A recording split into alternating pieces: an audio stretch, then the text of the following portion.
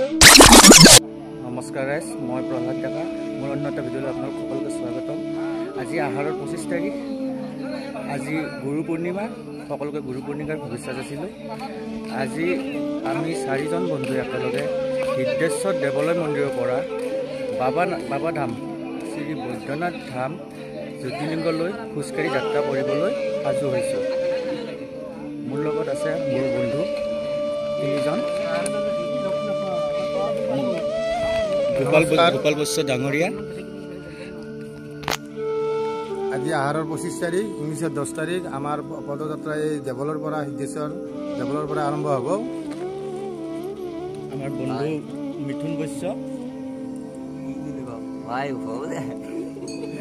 হাই নমস্কাৰ, মোৰ নাম জয়ন্ত বৈশ্য।